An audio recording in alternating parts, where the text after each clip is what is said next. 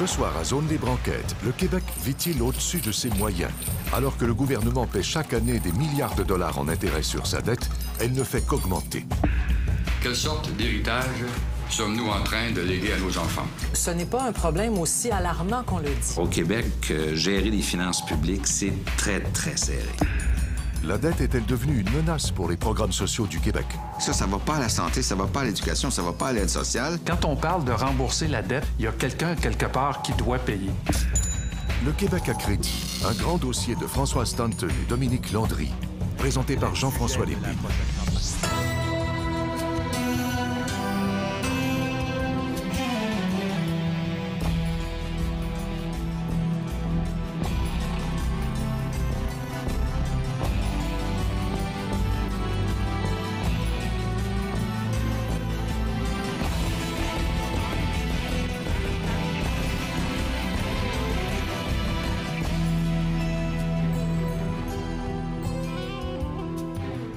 Bonsoir et bienvenue à Zone Libre Enquête. C'est un problème que les politiciens préfèrent souvent balayer sous le tapis. La dette du Québec ne cesse d'augmenter et encore cette semaine, le budget du gouvernement Charest n'annonçait aucun montant spécifiquement consacré au remboursement de cette dette. Au contraire, le budget révélait plutôt que la dette avait augmenté de 4 milliards de dollars durant la dernière année, beaucoup plus que prévu. En fait, le Québec s'endette plus vite que la croissance de sa richesse collective.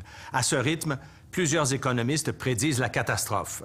François Stanton et Dominique Landry ont fouillé la question et leurs conclusions, elles aussi, sont inquiétantes. Quand ils ont commencé leur enquête, la dette, vous allez le voir, était de 118 milliards.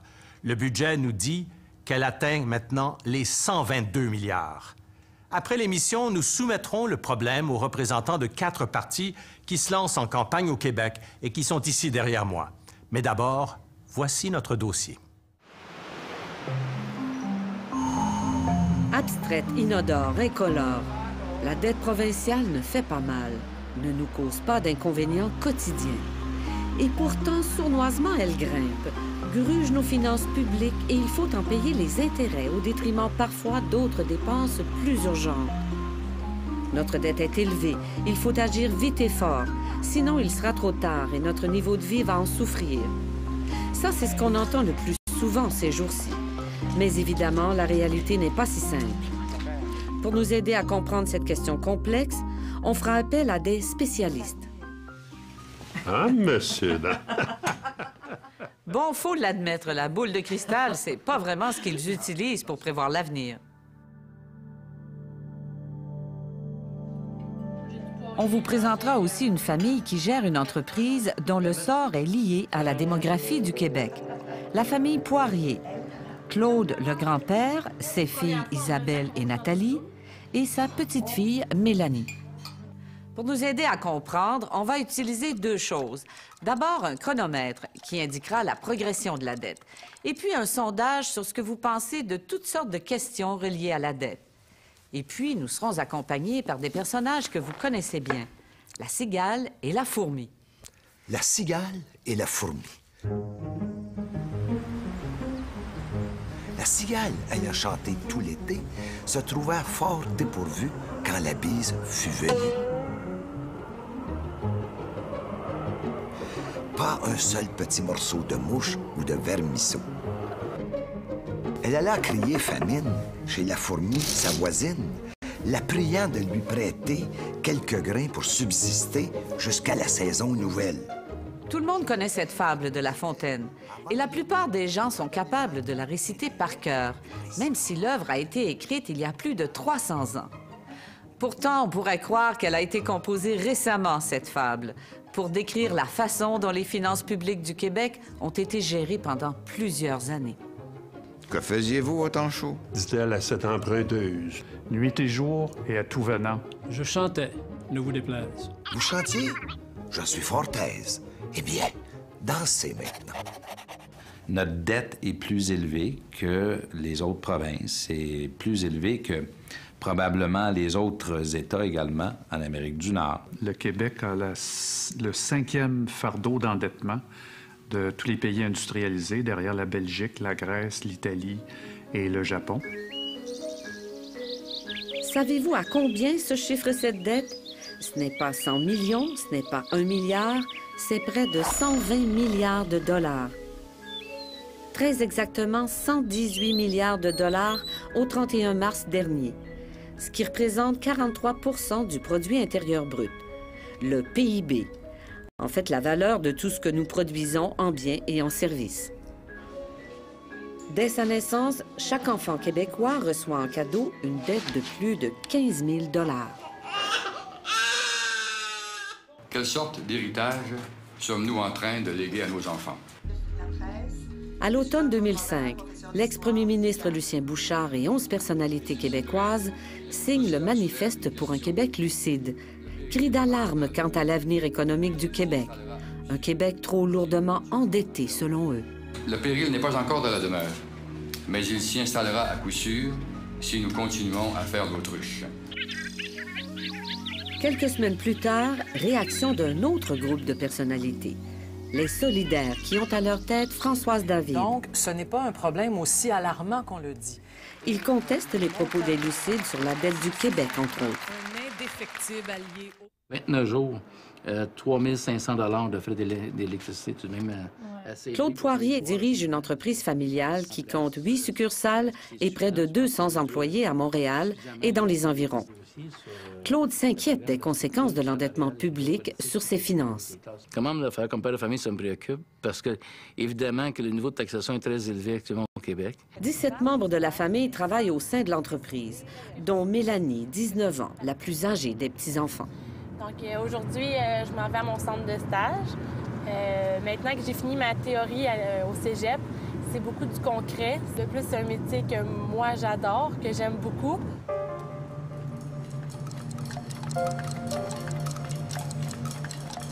Mélanie voulait être thanatologue, embaumeur comme son grand-père Claude et le grand-père de Claude, Magnus Poirier.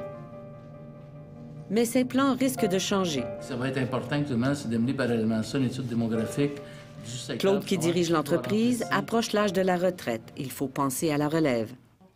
Pour l'instant, Claude doit investir en prévision d'un accroissement de ses affaires. Les Québécois vieillissent, les mortalités augmenteront. C'est évident qu'on veut assurer la croissance de l'entreprise. On veut aussi développer le réseau, agrandir notre réseau, donc développer les succursales sur l'île de Montréal, Rive-Sud et Laval. Et c'est évident que l'investissement que ça va comporter, ça va être un investissement, on parle environ de 15 à 20 millions total si on accomplirait tout notre projet. Maintenant, dans le dossier ici... Ces millions de dollars, Claude Poirier ne les a pas. Il doit endetter son entreprise. Des dettes qu'il lèguera à ses enfants et à ses petits-enfants. Le Québec, lui, jongle avec des milliards de dollars de dettes qu'il laissera en héritage aux générations à venir. Avons-nous été trop insouciants, trop cigales? Est-ce qu'on a mangé la laine sur le dos de nos enfants, comme certains le prétendent? Pourquoi et comment nous sommes-nous endettés à ce point?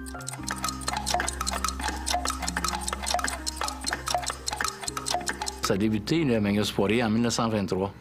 Mon grand-père était embaumeur pour une autre entreprise funéraire, puis il a décidé de travailler à son compte. L'histoire financière de la famille Poirier et de son entreprise ressemble à celle de nos finances publiques. Magnus Poirier se lance en affaires une dizaine d'années avant l'arrivée au pouvoir de Duplessis, en 1936. Il a eu 10 enfants, dont 5 ont travaillé en entreprise et 3 devinrent thanatologues. Années 50, l'entreprise prend de l'expansion sous la direction de Roger Poirier, le père de Claude. Duplessis vit aussi son âge d'or. Il favorise la création d'une vingtaine d'hôpitaux, double le nombre d'écoles, mais limite au minimum l'intervention et la taille de l'État. La province de Québec se développe. Sous son règne, pas de déficit ni d'emprunt, le Québec est alors la moins endettée des provinces canadiennes. Les grandes fonctions de notre État d'aujourd'hui étaient rencontrées par des organisations admirables et privées, les communautés religieuses, pour la santé et l'éducation. Alors, ça coûtait presque rien. Hein? C'est quoi le salaire d'un clerc de Saint-Viateur au séminaire de Joliette quand j'y étudiais? Il devait faire 35$ par mois. puis il était content. Mon grand-père est décédé en 1959, donc c'est l'amorce. Fin des années 50, les Poirier vivent le deuil du fondateur, presque au même moment où s'éteint à Shefferville le premier ministre Duplessis. C'est la fin de toute une époque.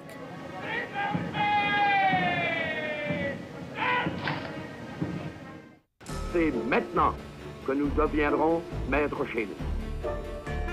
Dans les années 60, Jean Lesage et son équipe du Tonnerre propulsent le Québec dans l'ère moderne. Nationalisation de l'électricité, création du ministère de l'Éducation, de la Caisse de dépôt, réforme de la fonction publique. Bref, même si l'économie se porte bien, les dépenses excèdent les revenus. C'est le retour des déficits.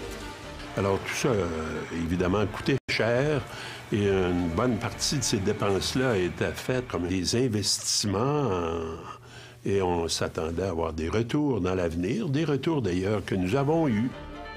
Des années exaltantes aussi pour Claude Poirier, qui reçoit son diplôme d'embaumeur, puis se marie. Il aura 2 filles, Nathalie et Isabelle. C'est 8 enfants de moins que son grand-père, mais des enfants nettement plus instruits. À la Révolution tranquille, nous avions, au départ, le niveau d'éducation le plus bas d'Occident avec le Portugal. On a aujourd'hui un des plus hauts. Il a fallu mettre de l'argent dans les universités, dans le salaire des profs, dans les laboratoires, dans les prêts et bourses aux étudiants. C'était vital. Pendant les 6 années du règne de Jean Lesage, la dette totale du Québec est multipliée par 4 et atteint pour la première fois le milliard de dollars. Mais son poids économique est relativement léger, à peine 8 du produit intérieur brut. L'objectif que nous considérons prioritaire pour le Québec, c'est de créer 100 000 nouveaux emplois durant l'année 1961. Début des années 70, Robert Bourassa se lance dans l'opération 100 000 emplois. Emplois qu'il crée grâce à la construction des barrages de la baie James. Cette proposition a été faite par le Premier ministre. La création de l'assurance maladie, la réorganisation du réseau de la santé, le choc pétrolier, l'aventure olympique, tout ça pèse lourd dans les budgets. Les déficits annuels sont multipliés par 10. La dette continue de grossir.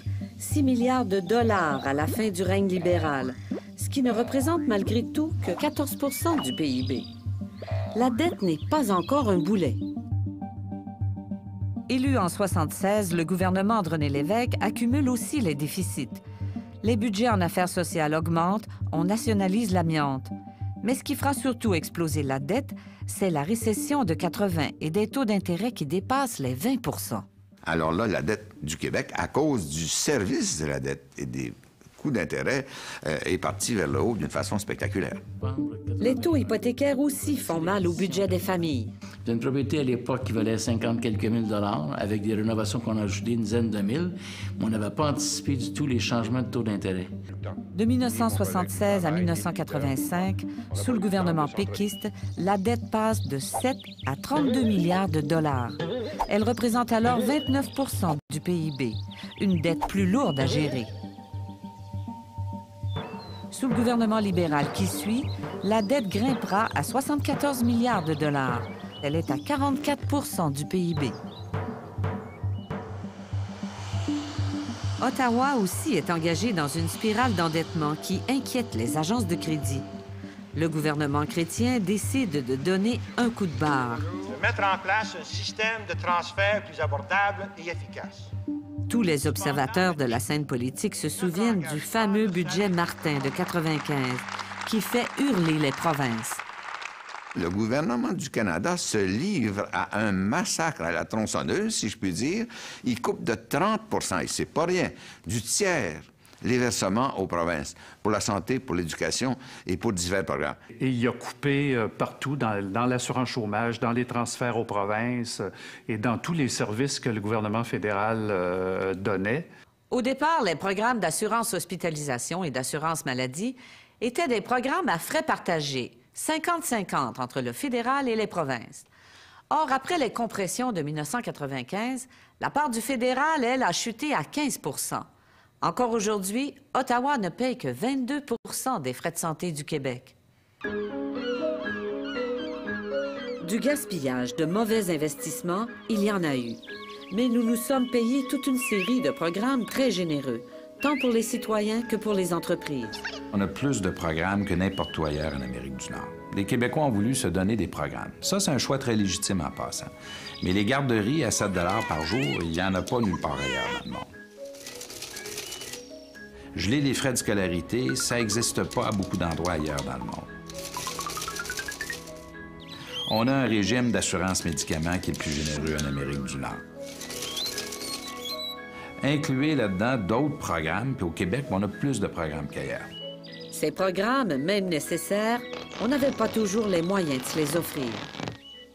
Je ne veux pas avoir à leur expliquer dans 25 ans que malgré toute notre bonne volonté, nous n'avons pas su, nous n'avons pas pu réparer nos propres dégâts. En 1996, Lucien Bouchard, alors premier ministre, sonne le grand rassemblement socio-économique autour du déficit zéro. On commence à parler de ce fameux héritage qu'on laissera aux générations futures. C'est le service de la dette. C'est l'argent qui nous échappe chaque année, en pure perte. Événement rare, syndicats, patrons, acteurs sociaux et gouvernements font consensus. Le déficit zéro, là, c'est pas un truc de droite ou de gauche, c'est un truc de bon sens. Parce que si les gros déficits étaient caractéristiques de la gauche, George Bush serait l'homme le plus à gauche de l'histoire des États-Unis. Il s'endette de 500 milliards par an. En 1997, la dette augmente d'un coup de 20 milliards de dollars dans les livres du gouvernement. C'est qu'il inclut dorénavant les sommes dues au fonds de retraite des salariés de l'État. La dette atteint alors 52 % du PIB, un sommet. L'année suivante, c'est enfin l'équilibre budgétaire. Zéro déficit, une première depuis 40 ans. Mais pour y parvenir, le gouvernement encourage les départs volontaires à la retraite. Moi, je suis bien heureuse de partir. 35 000 employés du secteur public, dont des milliers de médecins et d'infirmières, partiront. Malgré tout ça, la dette a continué de grimper. Elle a gonflé encore de 20 milliards de dollars depuis 8 ans. Ce sont principalement les bénéfices d'Hydro-Québec qui causent cette augmentation. L'Hydro-Québec qui nous appartient, c'est comme une compagnie dont nous sommes actionnaires, nous paye des dividendes, disons 6 milliards par année. On laisse à l'Hydro la moitié de ça. Donc, on rachète des actions. C'est comme si on investissait dans l'Hydro-Québec.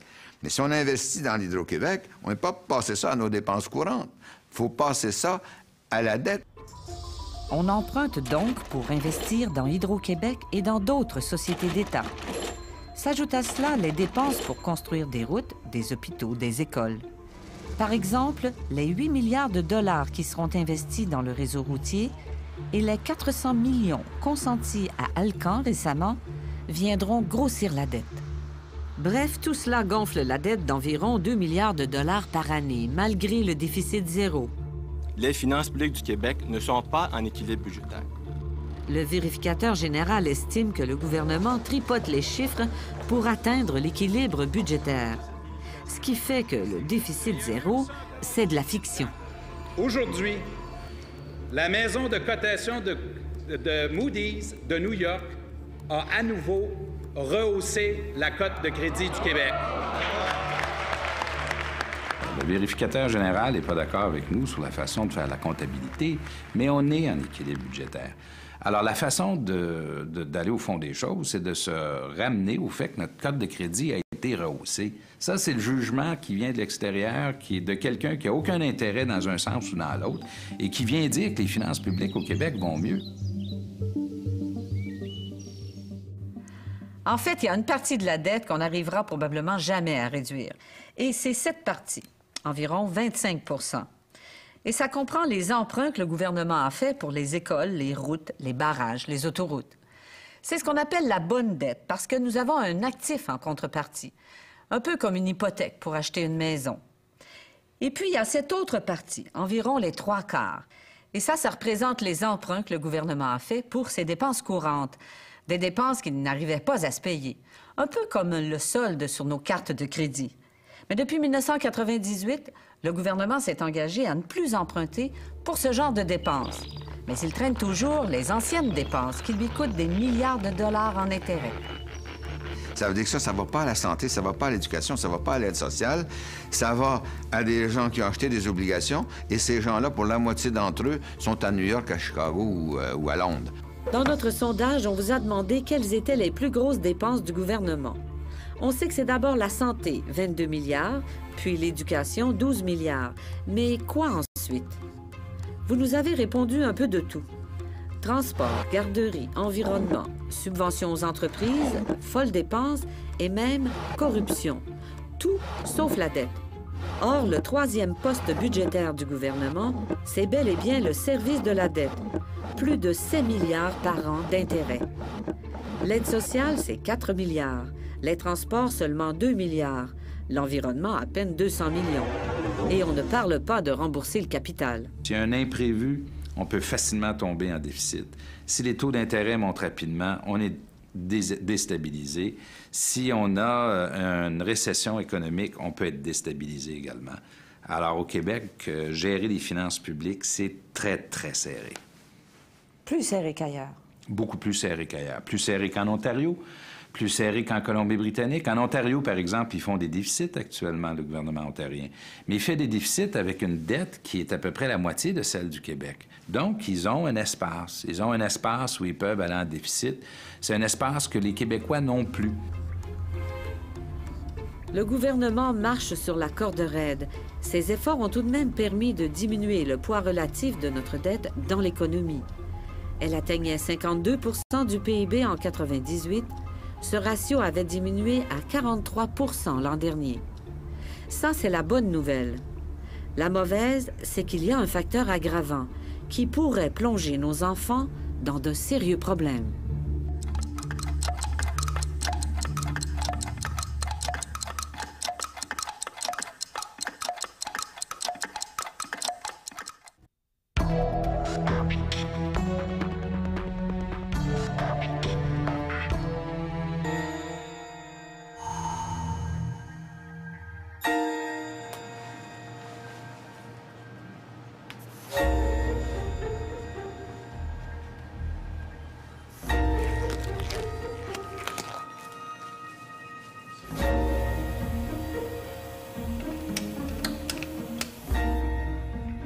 Mon épouse a élevé ses enfants à la naissance dans notre domicile familial qui était dans un sanctuaire. C'est la dernière fois que la famille endeuillée va voir leurs proches. Donc, c'est important pour nous, les embaumeurs, de pouvoir rendre la personne décédée la plus naturelle possible puis de faire voir aux gens qui sont en deuil que la mort, c'est pas si apeurant que ça peut le paraître. Mélanie adore son métier. Un métier qui sera malheureusement très en demande dans un avenir pas si lointain. Au Québec, la population vieillit et se mettra même à décroître dans 25 ans. Un véritable choc démographique nous attend, disent certains. Il va y avoir plus de gens qui vont décéder que de naissances au Québec en 2031. Donc, c'est clair que ça va avoir des impacts sur la société québécoise et sur ses finances publiques. Actuellement, au Québec, il y a 5 travailleurs actifs pour un retraité. Il n'y en aura plus que 2 pour 1 dans 25 ans. C'est le taux de vieillissement le plus rapide de toute la planète, à l'exception du Japon. Les 45 à 65 ans, ça coûte en moyenne par année, en soins de santé, moins de 2 000 $. Les 65 à 74 ans, ça coûte en moyenne 5 500 $. Les 85 ans et plus, ça coûte en moyenne par année 17 000 $. Donc, c'est clair que faire basculer des bébés-boomers de 45 à 65 ans dans la zone 65 ans et plus, ça va créer énormément de pression du côté des dépenses de soins de santé. Alors, on voit ici que la salle de réception qui était auparavant... Ce vieillissement massif des baby-boomers signifie de belles années pour les salons funéraires comme Magnus Poirier. Mais il y aura une décroissance et elle préoccupe Claude Poirier et son frère Jacques. On parle en fin de compte de 5 succursales majeures, 5 complexes, adaptés aux besoins des secteurs. C'est évident que ça me prend une densité de population de 7,3 décès par 1000 de population. Donc, je ne sais pas ça reste là, je ne pourrais pas faire les projets. J'ai Émilie et Laurence, mes 2 cousines, Véronique et Alexandra, mes demi-sœurs, Jocelyn, mon demi-frère, et puis Jessica, ma petite sœur, moi-même Mélanie, puis il manque ma petite sœur aussi, Catherine. Claude ne veut surtout pas que l'entreprise familiale périclite. Il a donc invité ses filles et Mélanie à imaginer ce que deviendra Magnus Poirier dans 15 ou 20 ans. D'ailleurs, avec Laurence, peut-être que ça pourrait être une vice-présidente de Magnus un jour. Et pour cela, elle devait tenir compte du vieillissement et des décès dans la famille. Lorsqu'on prend l'ensemble des prélèvements fiscaux... Des économistes font en ce moment le même exercice, ou presque, pour le Québec. Soit simuler l'impact du vieillissement sur nos finances publiques en tenant compte de multiples variables. En 2031, on parle d'un déficit annuel de 15 milliards qui va aller en grossissant pour maintenir la santé, l'éducation, l'aide sociale et le service de la dette qu'on n'a pas le choix de continuer de rembourser. Il faudrait abolir l'ensemble de tous les autres ministères du gouvernement du Québec. Ça veut dire quoi? Ça veut dire ministère de la Sécurité publique, ministère de la Culture, ministère des Transports, ministère de l'Environnement, bien évidemment. Donc, vous voyez l'ampleur de la tâche, ça ne serait pas suffisant pour atteindre l'équilibre budgétaire de couper l'ensemble de ces ministères-là. Donc, la population baisse progressivement. Mélanie est pour l'instant la plus intéressée des petits-enfants à travailler dans l'entreprise. Elle voulait être embaumeur, mais elle jongle dorénavant avec l'idée de faire partie de la relève à la tête de l'entreprise. Si c'est le cas, elle doit améliorer sa formation, apprendre à gérer un endettement important et envisager des réductions de dépenses pour rembourser les emprunts. Exactement comme le Québec, clament certains.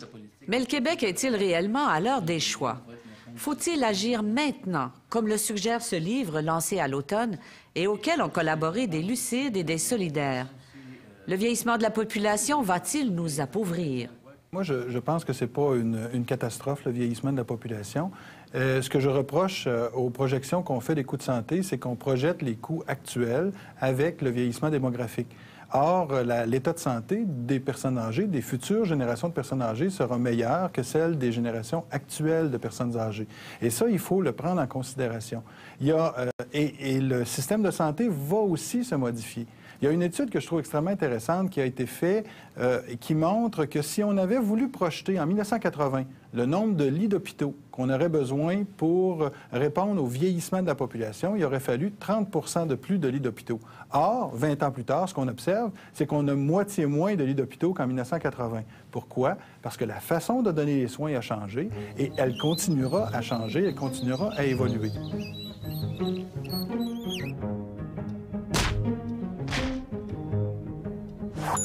La fable de La Fontaine est impitoyable pour la cigale. La population du Québec ne doit pas subir le même sort, même si ses gouvernements l'ont endetté. Nous avons donc imaginé une autre fable, plus optimiste. L'emprunteur et le prêteur. Comme la cigale et la fourmi se sont conduites ainsi, l'emprunteur se trouva fort dépourvu pour rembourser son dû le jour venu.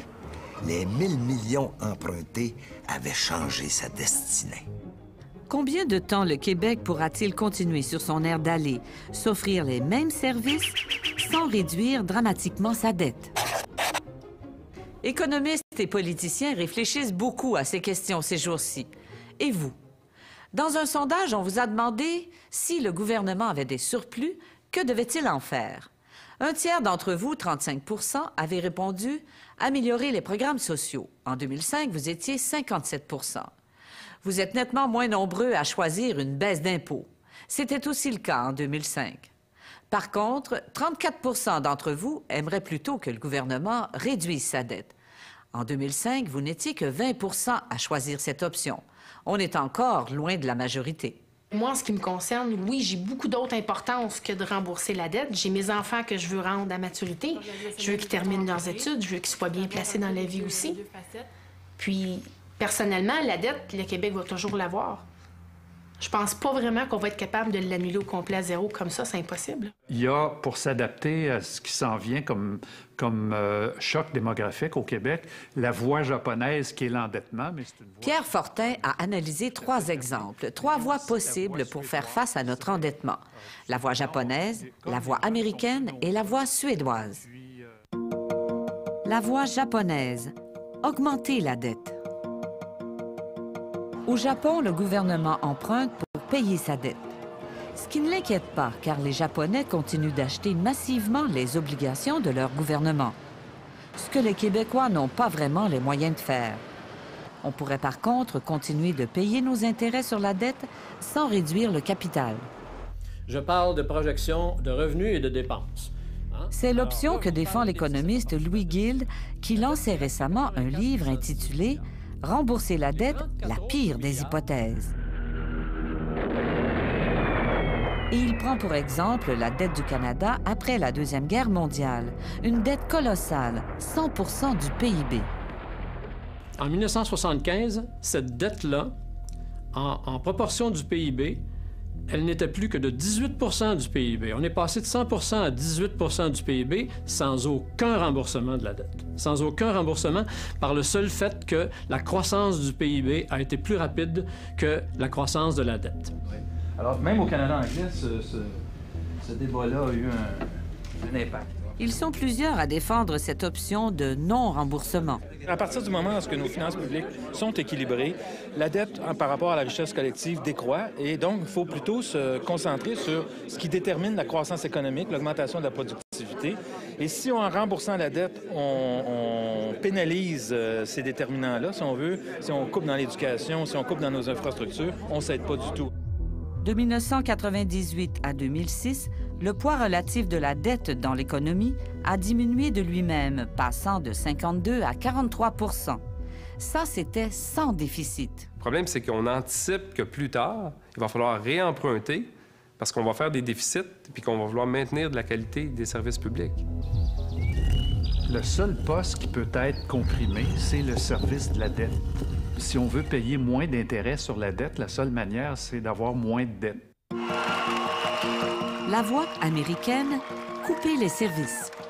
Pour réduire leurs dépenses, nos voisins américains ont choisi de confier des services publics aux communautés religieuses ou au privé. Et c'est le cas, entre autres, dans le domaine de la santé. Mais il semble que cette solution ne leur coûte pas vraiment moins cher. Au contraire. Vous savez qu'aux États-Unis, il y a à peu près 30 des coûts de santé qui vont à la gestion. Au Canada, au Québec, c'est 14 à 16 Donc, gérer un système privé avec de multiples financeurs, parce que c'est ça, c'est un système qui coûte plus cher. Et troisièmement, le contrôle de qualité dans un système privé exige la mise en place de tout un mécanisme de contrôle pour s'assurer que les soins sont de qualité puis qu'on coupe pas, on fait pas les coins ronds pour se faire des économies. Alors, ça nécessite aussi une infrastructure importante qui coûte cher. Et finalement, le profit. Il y a des gens qui mettent de l'argent dans leur poche. Et si on veut que ces compagnies-là privées puissent être rentables, bien, il faut qu'il y ait une part de profit. Au Québec, la privatisation des services publics peut être suicidaire pour un gouvernement. Les Québécois tiennent encore à ce que l'État joue un rôle important. Ce qui explique peut-être pourquoi les gouvernements ont toujours profité des périodes de croissance économique pour accroître les services publics plutôt que de réduire la dette. La voie américaine serait donc à écarter. La voie suédoise, augmenter les impôts. C'est ce que la Suède a fait et son taux d'imposition est passé de 30 à 50 %. Son revenu par habitant, par contre, a dégringolé du 3e au 14e rang des pays développés. Devrait-on tout de même choisir cette voie? Un jeune en Amérique du Nord, au Québec, qui verrait que dans les autres provinces canadiennes et dans les États américains, le fardeau fiscal varie entre 30 et 35 % alors qu'au Québec, c'est 50 %. C'est pas évident dans mon esprit qu'il voudrait rester à travailler au Québec. Comme l'éducation est gratuite, puis la santé, c'est gratuit, mais là, il pourrait décider d'aller à l'école au Québec parce que c'est gratuit. Il irait travailler ailleurs parce que les impôts seraient plus légers, puis il reviendrait au Québec se faire soigner parce que c'est gratuit. Mais vous voyez qu'un Québec de cette nature-là, ça ne serait pas finançable.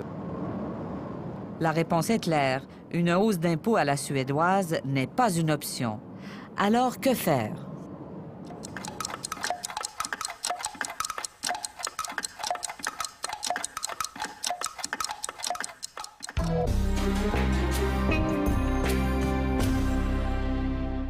Savez-vous que depuis que le Québec a commencé à accumuler une dette il y a plus de 40 ans, un seul ministre des Finances parmi tous ceux qui se sont succédés a eu le courage de commencer à rembourser la dette? C'était Pauline Marois dans son budget de 2001-2002. Elle a remboursé un montant de 500 millions, une goutte d'eau dans les milliards qui s'étaient accumulés jusque-là. En fait, personne ne veut s'attaquer à la dette parce qu'il faut d'abord décider de couper ailleurs. Nos solutions québécoises à nous, quelles seraient-elles alors? Aucun modèle étranger ne nous convient parfaitement. Pour empêcher l'enlisement de nos finances publiques, il faut donc trouver une voie bien à nous, une voie québécoise. Certains prétendent qu'une partie de la solution se trouve dans une tarification qu'on dit plus réaliste des services publics, comme les frais de scolarité. Les universités crient qu'elles ne sont plus capables de faire face à la concurrence parce qu'elles n'ont pas assez de ressources et le gouvernement ne peut pas leur en donner davantage parce qu'il n'y a plus de marge de manœuvre. Alors, vous prenez les provinces maritimes, ont des frais de scolarité plus élevés qu'on a ici. Ça ne freine pas l'inscription.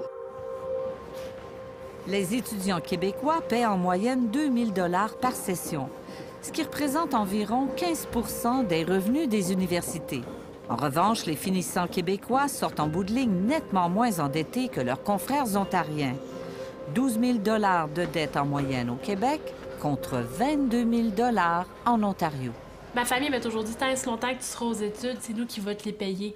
Donc moi, ça me touche pas, c'est plus ma mère, puis il y a ma famille qui va avoir à payer ces frais-là. Puis avec, justement, 6 enfants, c'est sûr, c'est certain que ça touche, là. De beaucoup. Parce qu'il y a 5 autres jeunes en dessous d'elle. J'en ai une qui termine son secondaire 5 cette année, puis les autres vont venir aussi par la suite. Il y en a encore 5 qu'il faut passer, là. Fait que s'ils augmentent les frais de scolarité, là, c'est nous, en tant que parents, là, qui vont être obligés de s'endetter à ce moment-là pour les envoyer à l'étude. C'est pas exagéré ce qu'on a! Le dégel des frais de scolarité, une patate chaude pour le gouvernement. Jean Charest n'a pas oublié la manifestation monstre des étudiants en 2005 contre les compressions budgétaires dans l'aide aux études. Si on veut que l'accessibilité soit parfaite, on est mieux d'avoir les frais les plus bas. Alors, ce que je propose, c'est pour la période d'études qu'on abolisse les frais, qu'on paye les universités à même un fonds à créer. Et comment ce fonds se rembourse? Quand la personne a son diplôme, elle repaie les frais qu'elle n'a pas payés pendant qu'elle était à l'université, suivant son niveau de revenu. 4 contribuables sur 10 ne paient pas d'impôts. C'est 2 fois plus qu'en 1982. Ça veut dire que le fardeau des contribuables est déjà très élevé, plus élevé que celui de nos voisins. Certains suggèrent d'augmenter les impôts des entreprises, mais d'autres voudraient les réduire.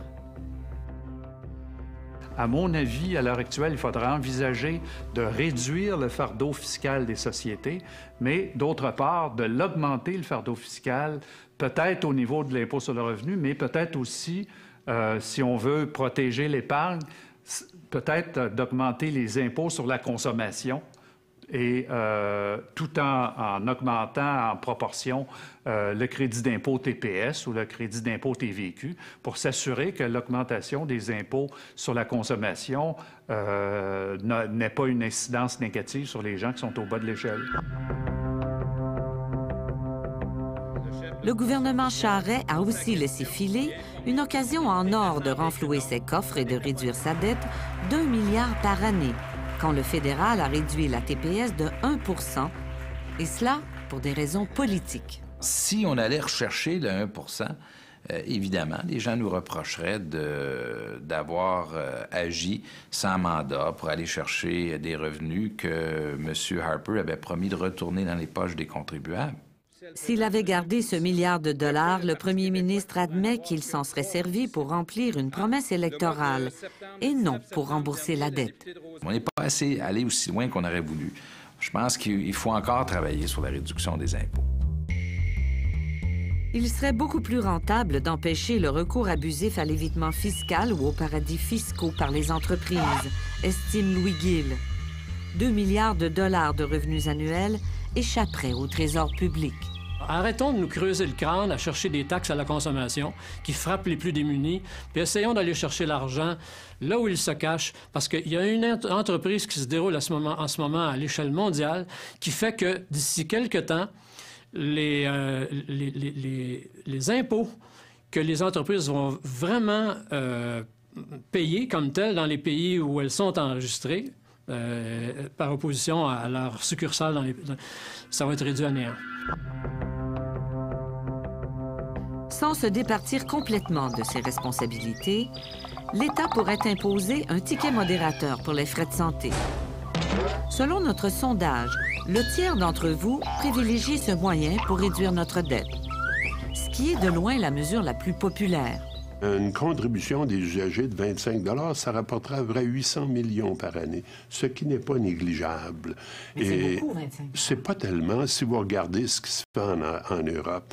Il y a bien des places où les frais, les cotisations, les contributions des usagers sont aussi plus élevés que ça. Par exemple, l'État finance 80 et l'usager finance le 20 mais ça ne limite pas l'accès, ça ne diminue pas l'accès au système de santé. Parce que la santé, c'est un bien nécessaire. C'est un bien essentiel. Le gouvernement lui-même n'est pas très chaud pour une telle mesure. Moi, je n'ai jamais croisé une étude convaincante là, qui me disait que c'était ça la solution. Le déséquilibre fiscal. Qui n'en a pas entendu parler? Le fédéral a trop de revenus et les provinces n'en ont pas assez pour faire face à leurs obligations. Notre planche de salut est-elle de ce côté? C'est sûr que l'injection de 2 milliards par année dans les recettes du gouvernement du Québec, 2 à 3 milliards par exemple, par le fédéral, par le fédéral, par des transferts fédéraux, ça va être une bouffée d'air frais, là. Mais à long terme, avec le vieillissement de la population, peut-être que ça ne sera pas suffisant. Il faut quand même changer nos façons de faire. Rappelez-vous que cet économiste prévoit un déficit annuel de 15 milliards de dollars si rien ne change d'ici 25 ans.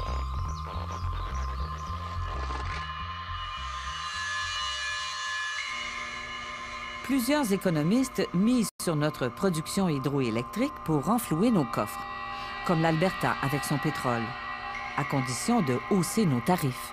Si vous augmentez les tarifs de 2 cents le kilowattheure, ça rapporterait chaque année 4 milliards de plus au Québec.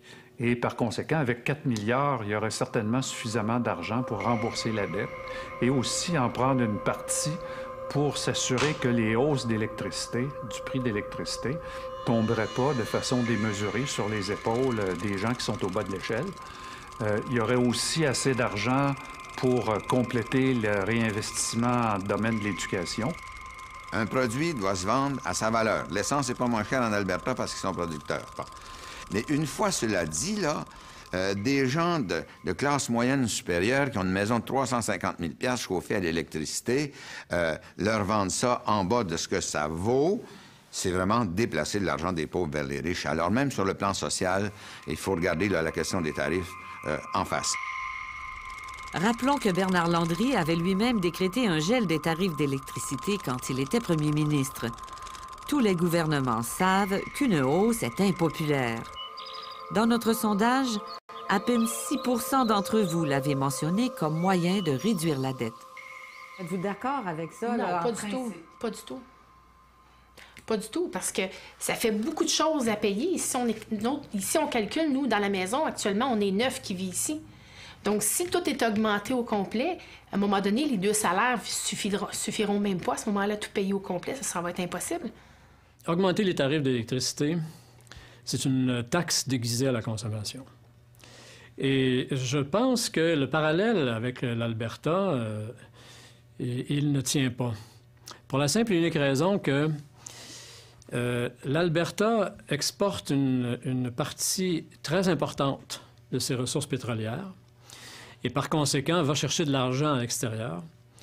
La production hydroélectrique du Québec, elle est écoulée à 98,5 % parmi les citoyens du Québec. Selon l'économiste Godbout, il y aurait une voie plus réaliste pour dépolitiser toute cette question de la tarification des services publics. Quand est-ce qu'on se pose des questions à l'égard du salaire minimum? On sait qu'il augmente le 1er mai. Il y en a qui disent trop peu, mais il augmente à chaque 1er mai pour prendre en compte minimalement le coût de la vie. Donc, il faut faire ça avec tarification d'hydroélectricité, tarification de l'assurance automobile, tarification nommez-les, là. Les droits de scolarité, ça devrait être tarifé et augmenté au coût de la vie à chaque année. Même chose pour les garderies à 7 $. Monsieur Vandal, oui ou non, trouvez-vous que vous les optimisez, vos équipements? C'est ça la question. Les équipements sont optimisés. Hydro-Québec a revisé à la baisse ses dernières hausses de tarifs. Était-elle abusive ou malvenue à la veille d'une élection? En matière de tarification, les décisions économiques et politiques ne sont pas toujours compatibles. Et si on sortait des sentiers battus et qu'on se donnait un projet de société à la fois rentable et enthousiasmant?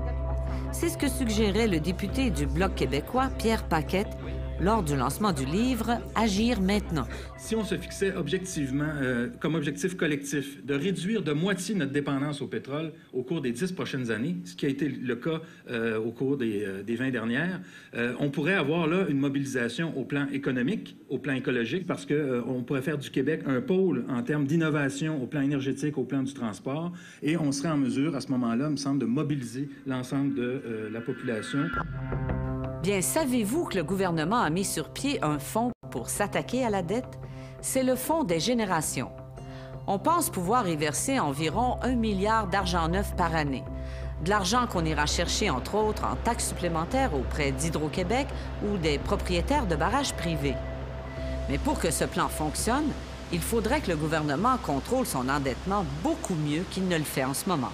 C'est énorme, 1 milliard par année. C'est énorme. Puis en même temps, c'est tellement peu.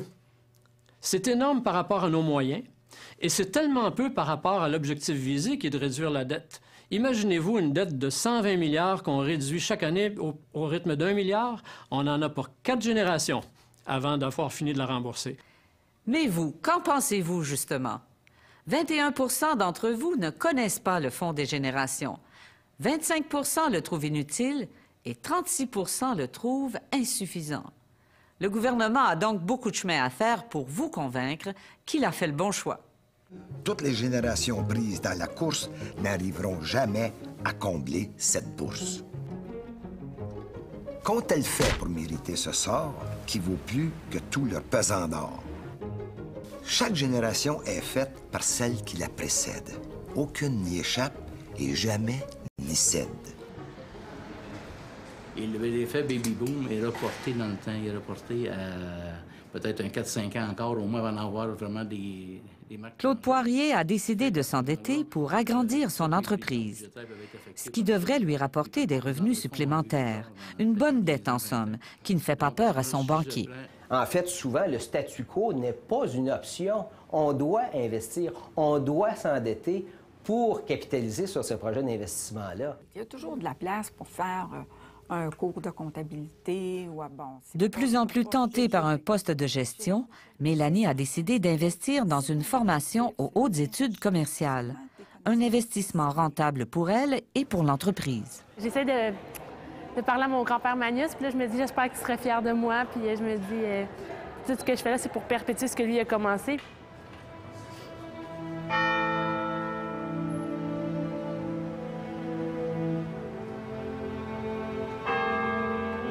Au moment où Mélanie commence sa carrière, Madeleine Poirier, la mère de Claude, vient de décéder. C'est le passage des générations. Même les embaumeurs connaissent ces moments pénibles. Toute génération donne sa forme et sa force à la nation. Ils entreraient dans le siècle nouveau pour y changer le règne des animaux.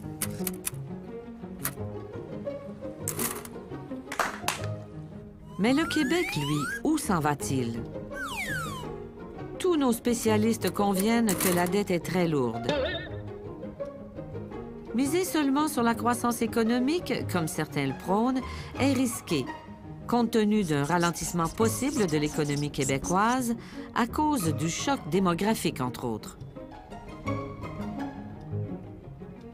La solution s'appelle éducation, recherche et développement, productivité. Il faut que ceux qui vont nous remplacer au travail soient 3 fois plus créateurs de valeur ajoutée que nous le fûmes. Il faudrait tout de suite trouver une façon de mettre 3 milliards par année, soit dans le fonds des générations ou dans un autre bas de laine.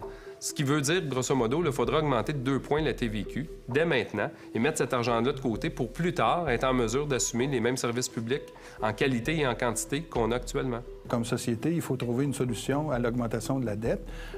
Qu'on mette sur le dos des vieux et du vieillissement de la population l'urgence d'agir, c'est là où j'ai un problème.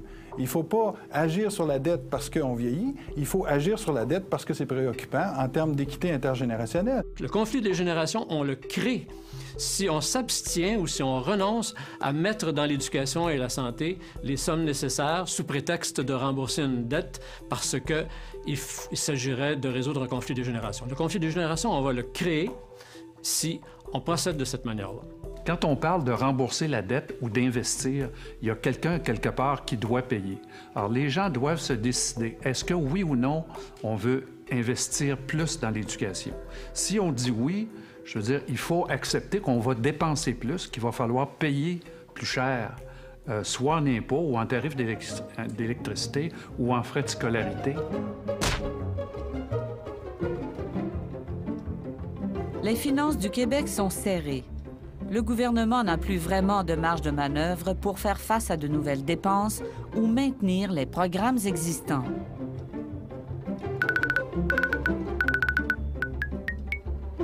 Or, selon notre sondage, aucune des solutions avancées pour régler ce problème ne fait votre affaire. Les 2/3 d'entre vous sont même opposés à un remboursement de la dette. Une chose est claire cependant. D'une façon ou d'une autre, il y a urgence d'agir. L'emprunteur accepterait les exigences du prêteur, effaçant tant de précarité dans l'heure. Depuis le début de cette émission, la dette a augmenté de 450 000 $ et ça continue.